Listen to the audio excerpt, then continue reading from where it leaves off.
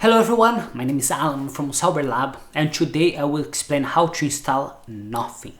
Today I will not install any software, I will not explain how to do anything related from the computer.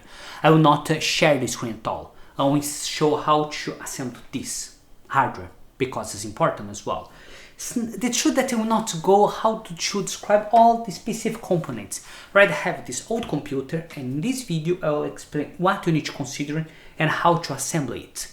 Kind of, I will not go really from details, but at least you have an idea what you need to have in mind, and if you can use an old computer that you have in a side of your house or not.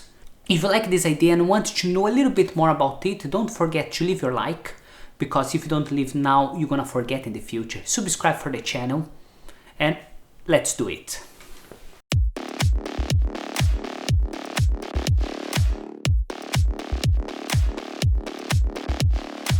First thing, I have a quite old computer.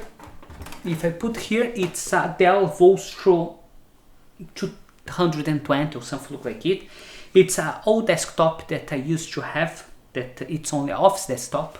They have initially i3, I changed for i5, but i3 it's still good, but the upgrade I think that was £5, 10 quid, that it's worth to upgrade. Previously that I got a used CPU, so what can lose, you know? And that from this computer I decided to make my first NAS server. And this first NAS server was built with this same first idea. Let me put back here. Wonderful, it's not really small, but it's compact compared for nowadays. First thing that I got in a RAM memory DDR3. They are 80GB sticks RAM. They are 2RX8. It means that they are populated with flash drives in both sides. This and this one will get a little bit better performance, but as I'm using this system as a NAS, I don't need to have that extra speed because they were not do not increase the FPS. I'm not game with it. I only do read and write information and run some applications, so I don't need to be the fastest ones, but these ones are already good enough. What I have already installed another one. It means that I have a 2 RAM memory, DDR3, 8GB. In the all have a 16, more than enough for my NAS. Let me put here. Here it's my CPU. When I change my CPU for i3 to i5, I replace the thermal paste. Because the DDP will be the same temperature dissipation, I use the standard cooler. Never have a problem for overheating, so why I need to stress about it. Other thing, I get 2 hard drives here in the bottom, and I have potentially 2 space more hard drives here in the top. This one I buy adapter for 5.25 to 3.5 inch, should cost 2 quid, 3 quid in eBay, and I put an old hard drive here. This hard drive that I put here will be installed in the US.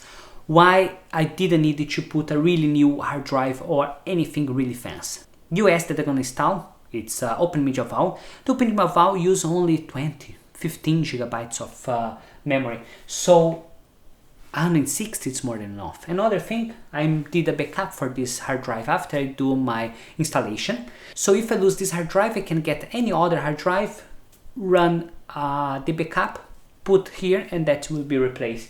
And anyway, the installation for Open Media is quite fast. So this one will be installed US, and here will be my storage. My storage will be based in WD-RAD 4 terabytes. Okay, you're gonna ask, but it's white label. Yes, this is a long history. These ones are replaced from West Digital. The original hard drives that I got was not working well. I sent an email for West Digital and they say, okay, send the hard drive, we're gonna check. They check. They send me original WD-RAD that it's SMR or CMR, something like it. And because of the system that was running was not good enough for me, because I'm doing RAID, was taking really long time. I was really worried about to lose all my data, and that they send another hard drive that have exactly the format that I want. That's FRX. If FAX don't work for RAID, it's really bad, but it's top for other subject. So I have 2 hard drives of 4 terabytes each. it means that I can do two kinds of RAID. The first one I can do RAID 0 and RAID 1. RAID 0 will be for plus 4 terabytes, it means that it will be 8 terabytes of raw data. The only problem about it is because if one fails, I lose all the data. Other option is make RAID 1. So I will have 4 terabytes of usable space, but I will be safe if one of those hard drive fails. And it's really interesting to do it. Sometimes it's better to have more hard drives and one to protect from fail than you lose all your data.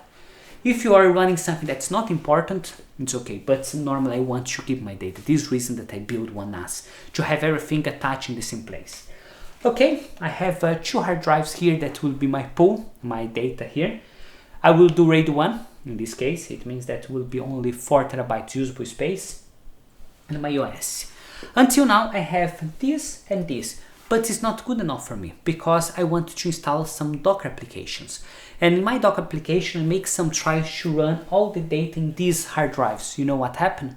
Didn't work well. Because most of the Docker content, they have databases. If I'm gonna run Plex, they have database and they make thumbnails for all the pictures from your media. And all the time that they need to access this information, they will take really long time because they need to locate the data in the database, they will need to locate the picture there and show you. If this information takes too long, you're gonna be waiting a long time to work. The same thing for Nextcloud. If you have your user try to have a web access for your Nextcloud and they are trying to locate all the data and transmit for you in real time, they will take time. This reason that SSD for random information check, it's much faster. Maybe you're not gonna win so much for transfer over the network because it's only a gigabyte network that I'm using. But when they are looking all the information inside the NAS, they will have a big win. So in my case, I got a SSD. This one, it's a Samsung SSD. You're gonna ask, why Alan you bought a Samsung one? Because they're reliable. I know that I have another SSDs that's cheap in the market, yes. In my opinion, it's Samsung, it's the price that you pay is the goods that you receive. If you buy a Samsung SSD card, you're not gonna have problem. The warranty will be really good and everything. Other thing, I bought a 500 gigabytes. Why 500? Why not 125 or 256? Because I want to run Plex in this server. I will do some basic transcode with CPU. If I want, I can put a GPU here, P2000 or any other GPU that I want to increase the transcode. Because my library is quite big, and as well I connect my machine to Arclon, so I can get my cloud data and connect it here, and it's work really well. I needed to have all my thumbnails and all my database connected for here, and sometimes this one can take 100 gigabytes, 200 gigabytes, 300 gigabytes of data. And if I have only a 256 to have all my Docker containers, will be not enough. So 500, it's not so much more, and at least it's future proof. Until my library became so big that 500 gigabytes will be not good enough as well, and that I need to upgrade. But so far, I never had a problem. So now I'm gonna go for the next component, this one. It's an incredible piece of card. It's a SATA extension. Basically, you can connect more extra 4 SATA cables, and here you can run more 4 hard drives. In this case, you could put 4 hard drives of storage plus 2 of US, 2 SSD or 2 hard drives here, and that's it's full populate, but you not have a slot because this motherboard only have slot for 4 SATAs. So you can use one of those. It's quite cheap, it's quite easy, only connect there, but have information that you need to know. In my case, what happened? I get one of these cards and I want to use 6 hard drives. I want to do RAID for these 6 hard drives, but I have only 4 connections. So I think, okay, I connect 4 hard drives here, more 2 hard drives there, more 2 that will be 1 US, 1 for the Docker application, and everything will be covered and will not have problem at all. No, didn't work this way. Because how it's work? When I connect the computer, first they will be reading this to SATA, they will start all the operating system, and after they will recognize this SATA card and look for the hard drives. But because 2 hard drive was there already and initiate without the others 4 that was missing, what happened? The RAID break. Didn't work. The RAID basically break and I didn't locate the RAID. Lucky me that you can go for the Linux application, you can run it for reconstructed RAID without any time, and that you can recuperate all your data. What I did, I get a card with 8 connections. So I can have 8 hard drives in the same RAID and not break it. This reason that I'm not use so much this one. Anyway, for the size of this case, 4 hard drives in your RAID plus 2 that you're gonna have, it's enough. You don't need more than it because you don't have space. Other problem, if you start to put too much hard drives in this case, you're gonna overheat because they don't have enough dissipation. They have only one fan here, one fan in your CPU, and that's it, nothing else. This PSU is the standard that we're gonna want to use. If I want to use the standard PSU, I'm gonna get the problem that they will not support more hard drives. They will be overloading the power for this. To install this one, it's really easy. You have some connections. In this case, I already have a PCI 1X, that is PCI Express, that will use only these connections. I can use the same PCI for the graph card, but in the case, in the future, if I want to upgrade for a graph card, I can use this space for it. So let's come here and connect. Go ahead, connect the SATA card. Now we can start to connect all the cables. First cable that we're gonna have is my SATA cables. This SATA cable is the basic SATA 3, really cheap that you can have. You can have different colors. I got the red one and connect here and connect in my first hard drive that will be my operating system. The second SATA card that I connect will be in my SSD card, and I'm gonna connect to my next connection. Now you're gonna ask, Alan, I need to worry about which connection that I need to connect. No, you don't need to worry about it, because once that you open your BIOS, you can configure which device or which hard drive that will start first. So you can set that the hard drive for 106 will start first, and that's once that they start will start all the operating system and the rest is configured. Okay, now the next thing that we're gonna connect is the 2 hard drives in the bottom. In my case, these 2 hard drives I will connect directly from my SATA card, so I have more 2. Yes, it's black because I want it to be a band connection. These band ones, it's exactly to fit in this band side. Otherwise, if I try to put a flat SATA cable here, they will not be able to close the cage. So it's easy, only come here, connect one, connect the second one, and connect my SATA card. Need to be any specific connection for my SATA card? No, don't need to be any connection specific for a SATA card. It can be any one that you want, not affect anything. So we connected this one, and now we're gonna start to pull our power. So I have this 2 cable for power. I can connect here. Why? Because it's angular, it's easy to connect. So connect here these 2 cables for power. It's really simple. Now I'm gonna connect the next one here in the up. And because I already get a SATA card, I expect to have more hard drives in the future. If I expect to have more hard drives in the future, I can get one of those for extra connection that you can have. So you can come here, connect here for this power, connect our SSD. So now this SSD can be deposited any place. I can stick it here, I can put in any place that I want. Why? Because SSD don't have a disk inside, so doesn't affect the position that you're gonna put. Any place that you put in your case will be fine.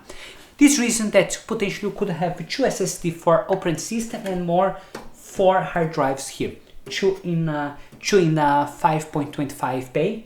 Basically in this bay only buy a small adapter that you can have for 5 quits a pair or something like it, less than it. And you can have 2 here in the top, 2 here in the bottom, and 2 SSDs where will be the operating system. For now, we need to finish to assemble everything that you need to have for a NAS. Now you can close the case and come here. Here the basic information that you need. Power supply connected here, as basic for all the computers. Network connection that you can have here. For the first configuration, you're gonna need a keyboard. You don't need a mouse because you're not gonna use at all. And you're gonna need a USB with the operating system that you're gonna install, the OS that you're gonna install. If you want to install FreeNAS, you need to run a FreeNAS here. If you want to install OpenMedia Val, you need to have OpenMedia Val here. As well, this one already have the onboard video, so you can connect your screen here and run the first applications. Once that you run and install the OS, you can basically remove your video, remove your keyboards, only leave the network connection and the power supply, and done, job done, no problem at all. So I hope that you guys like this video.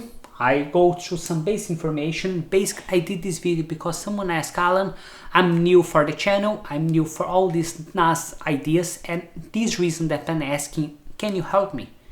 I don't know anything, and if you can go to the really basics, will be great for me. And if I have one person ask about it, of course we'll have more people asking exactly the same information. This reason that I was think that is interesting. If you like this video and was think that is interesting, leave your like if you didn't leave in the start, subscribe for the channel, and see you next time. Bye.